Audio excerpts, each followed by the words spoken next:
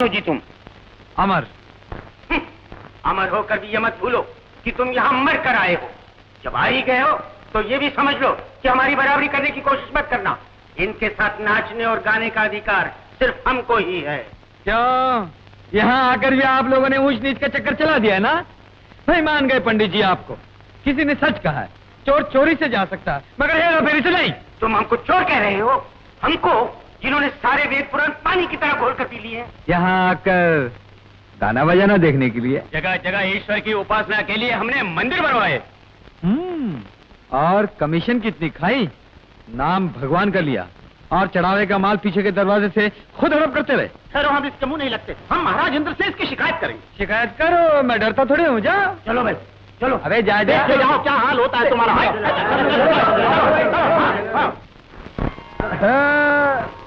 मेनका, रंभा, उर्वशी, काफी चर्चा सुनी थी आपकी धरती पर। सुना है अपने अपने काम में आप तीनों काफी एक्सपर्ट हैं। तुम भी काफी तेज हो। 2 ही लफ्जों में पंडित जी को तारे दिखा दिए। अजी आपके सामने मेरी क्या हस्ती है। ये तो एक मामूली सा पंडित था।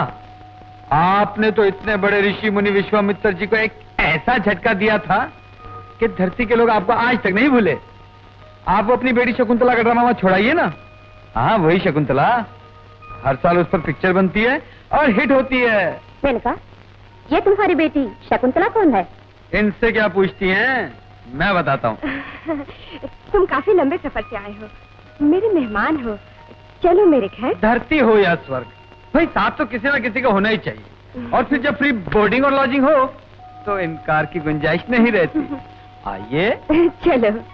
टाटा। चलो चलो भाई चलो। ओके महाराज इंद्र, महाराज इंद्र, महाराज इंद्र, महाराज इंद्र, महाराज इंद्र।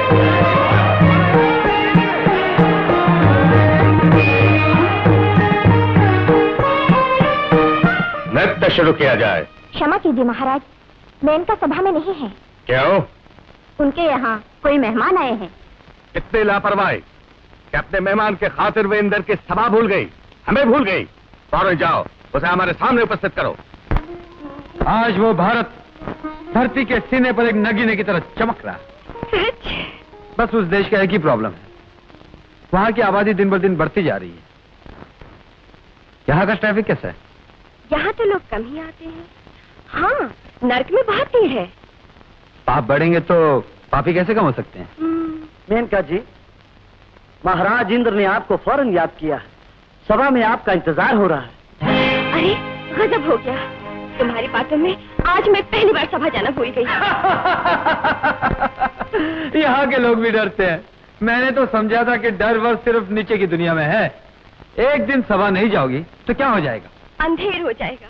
क्या किसी मेहमान की खातिर एक दिन की छुट्टी भी नहीं मिल सकती तुम्हें? एक पल की भी नहीं। ये तो जुल्म है, सरासर जुल्म है। ऐसी भी क्या बंदिश?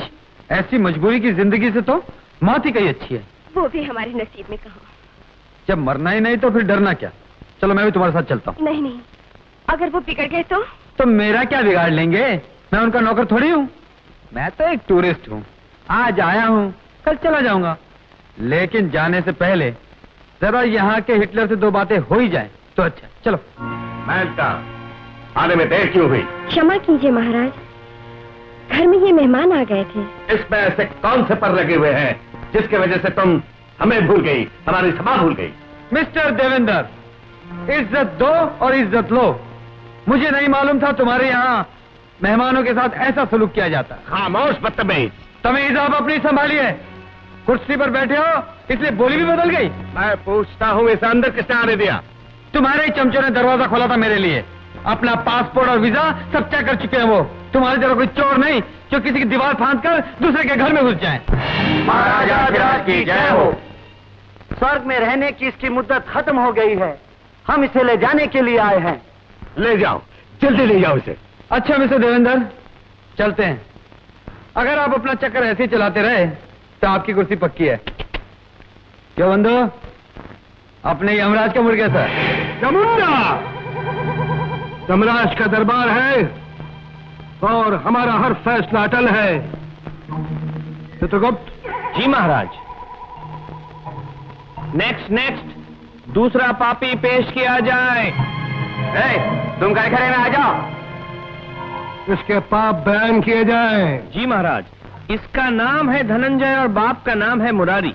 वैसे तो इसका बाप धरती का बहुत बड़ा आदमी है, लेकिन बेटे की छोटी छोटी करतूतों का लिस्ट बहुत लंबी है। इसने अपने बाप की पोजीशन का फायदा उठाकर छोटी अबला लड़कियों की इज्जत लूटी है। इसने सारा जीवन अपने देश का पैसा लूट लूट कर पराए देश की बैंक में डिपॉजिट किया है। ब्लैक मार्केटिंग, स्मगलिंग, हेरा फेरी, गांजा, चरस और तो और महाराज, इलेक्शन के दरमियान इस आदमी ने नकली शाइल सप्लाई करने की एजेंसी खोल रखी थी। ले जाओ इस पापी को, इस आग की भट्टी में डाल दो। ठहरिए महाराज। कौन है गुस्ताख? ये भी एक पापी है महाराज।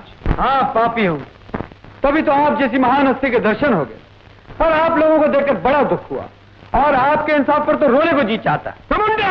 छोटा मुंह बड़ी बात, लेकिन बात के बिना रह नहीं सकता।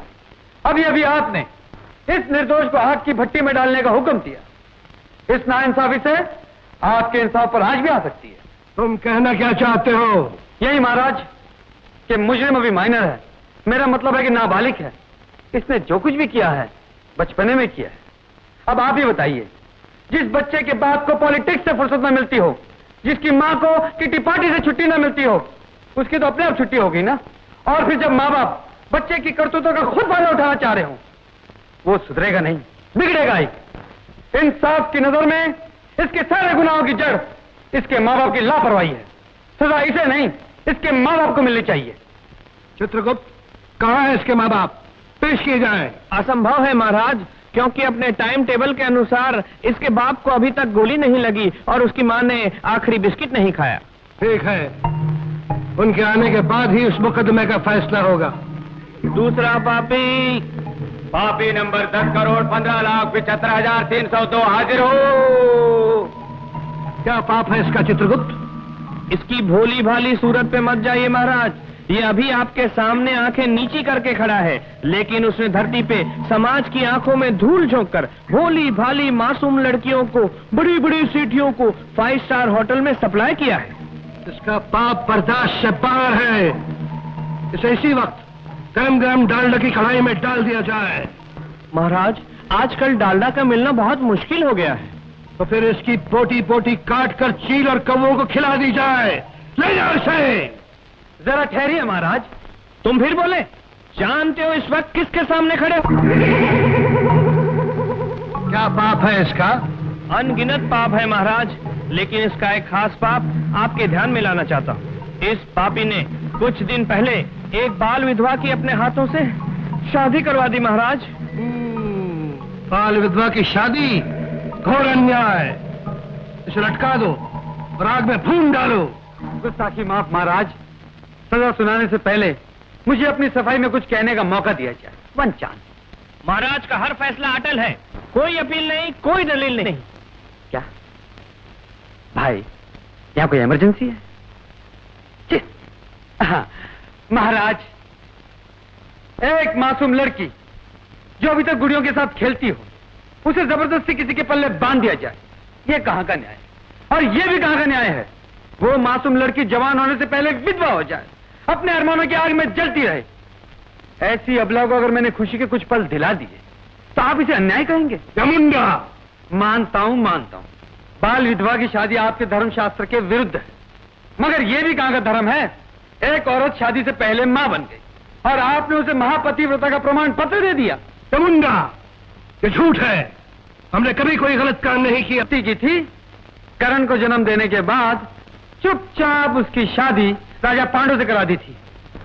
लोगों ने तो यहां तक सुना है धर्मराज के जन्म में आप भी कारण है। इस मनुष्य ने हमें धन संकट में डाल दिया है, हमें चक्कर आने लगे हैं, हमारी तबीयत भी कुछ ठीक नहीं। चित्रगुप्त, इस मुकदमे का फैसला भी हम बाद में करेंगे। महाराज, अगर आप हर मुकदमे को इसी तरह टालते रहे तो फिर करोड़ों मुकदमों का फैसला कैसे होगा, कब होगा? ये देखना तुम्हारा काम नहीं, हमारा काम है। किसी के साथ नाइंसाफी हो हम ये नहीं देख सकते, इसलिए आज की अदालत कल के लिए मुलतवी की जाती है। यमुंडा! जय महाराज यमराज की जय।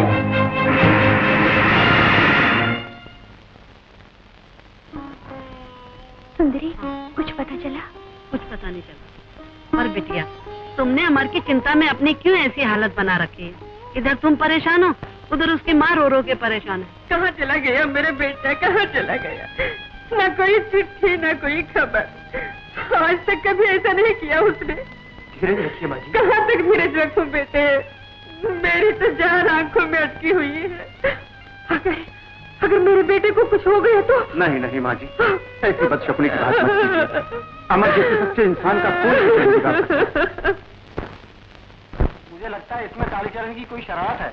हमें फौरन पुलिस में खबर दे देनी चाहिए। हाँ चलो भाई चलो। हाँ चलो।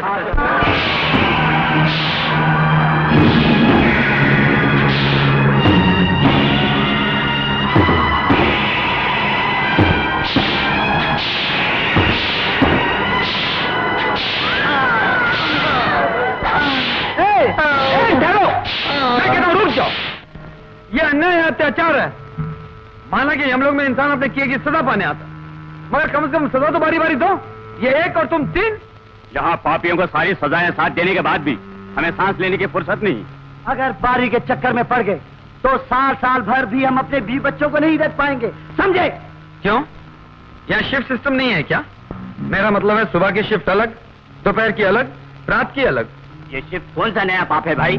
पहली बार इसका नाम सुना है। ओ, इसका मतलब है आप लोग ओवर टाइम के बारे में भी कुछ नहीं जानते। अब समझा। यहाँ के कर्ता धर्ता आपकी मासूमियत का नाजायज फायदा उठा रहे हैं और आप लोग खामोश हैं। कब से ये जुल्म सह रहे हैं आप लोग? हम लोग त्रेता युग से यहाँ मौजूद हैं। इतने युग बीत गए, धरती पर पाप बढ़ते रहे, यहाँ पापी बढ़ते रहे, और इन हजारों लाखों करोड़ों पापियों को सजा देने के लिए सिर्फ आप चंद मुट्ठी भर लोग। ये नाइंसाफी है, हमें इसके खिलाफ आवाज उठानी चाहिए। कॉमरेड्स, भाइयों, दोस्तों, नजदीक आओ। आज से हमारी आवाज एक होगी, मांग एक होगी, तभी हम सदियों से आप लोगों के पांव में पड़ी हुई गुलामी की जंजीरों को तोड़ सकेंगे। हम लोग आज इसी वक्त यहाँ एक यूनियन बनाएंगे। क्या बनाएंगे? मुझे लगता है पापियों को सजा देने के लिए ये कोई नए किस्म का हथियार बनाना चाहता है, जिसका नाम होगा यूनियन। भाई साहब, आपकी यूनियन की धार क्या इससे भी ज्यादा तेज होगी? यूनियन जैसा हथियार अगर आप लोगों के पास होगा तो आप तानाशाही को जड़ से काट सकेंगे। आज से कोई 5 घंटे से ज्यादा काम नहीं करेगा। इसका नाम है शिफ्ट। ज्यादा काम करने पर काम की ज्यादा कीमत मांगिए, यह है ओवर टाइम। और हमारी एकता का नाम होगा यम लोग मजदूर यूनियन। कहिए, आप लोगों को यूनियन चाहिए? तो बोलिए, यम लोग मजदूर यूनियन। अरे अरे बोलिए ना, जिंदाबाद। यम लोग मजदूर यूनियन जिंदाबाद। हाँ कॉमरेड्स, आप लोगों को जोश देखकर मेरी भी हिम्मत बढ़ गई और हमारी भी आंखें खुल गई हैं। आज से तुम जो कहोगे हम वही करेंगे। Thank you. तो फिर आपका ये नेता आप पर त्रेता युग से किए गए अत्याचारों का हिसाब और इंसाफ हासिल करके ही रहेगा। कहिए, आपका नेता अमर कॉमरेड अमर। अगर हमारी मांगे पूरी नहीं हुई तो हम सत्याग्रह करेंगे। नहीं मानेंगे तो हम हड़ताल करेंगे। फिर भी नहीं मानेंगे तो हम घेराव करेंगे। धरती पर हम ये सब तीर आजमा चुके हैं और कामयाब भी रहे हैं। यहां भी हमारा हक हमें मिलना ही चाहिए। कहिए, इनकलाब जिंदाबाद, यम लोग मजदूर यूनियन।